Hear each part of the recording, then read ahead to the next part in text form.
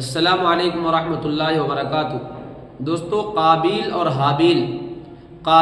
حابیل یہ دونوں حضرت آدم علیہ السلام کے بیٹے ہیں۔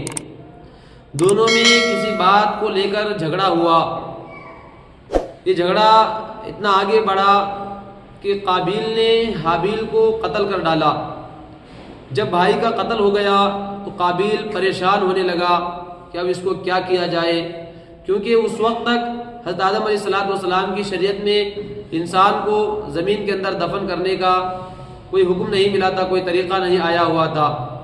تو چنانچہ اللہ رب العزت نے ایک کوے کے ذریعے سے انہیں زمین میں دفن کرنے کا طریقہ بتلایا کہ ایک کوا دوسرا کوا مرا ہوا تھا، تو ایک کوے نے زمین کو کھود کر اس کوے کو زمین میں رکھ کر اس کے اوپر مٹی ڈالا، تو ایک کوے کے ذریعے سے اللہ تعالیٰ نے انسان کو زمین میں دفن کرنے کا ایک طریقہ بتلایا۔ تو دوستو، یہ پہلا قتل تھا زمین کے اندر جو قابیل نے اپنے بھائی حابیل کو قتل کر دیا تھا۔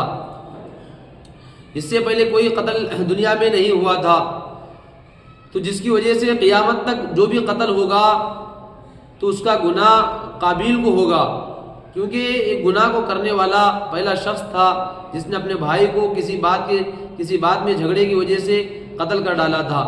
اسی لیے انسان کو اس بات سے ڈرتے رہنا چاہیے کہ میری وجہ سے کوئی نیا گناہ کا ایجاد نہ ہو، جس کی وجہ سے بعد میں آنے والے اس گناہ کو کرنے والے بنیں گے تو اس کا گناہ، اس کا وبال اس کے سر پر آئے گا جو گناہ کو ایجاد کرنے والا ہے۔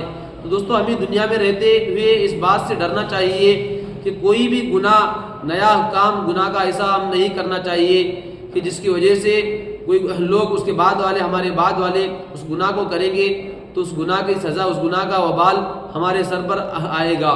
تو جس طرح قابیل کو قیامت تک جتنے بھی لوگ قتل ہوتے رہیں گے، جتنے بھی لوگ ناحق مارے جاتے رہیں گے، تو اس کی سزا قابیل کو اس کا گناہ ہوتا رہے گا۔ اللہ رب العزت ایسے گناہوں سے ہمیں حفاظت فرمائے، آمین۔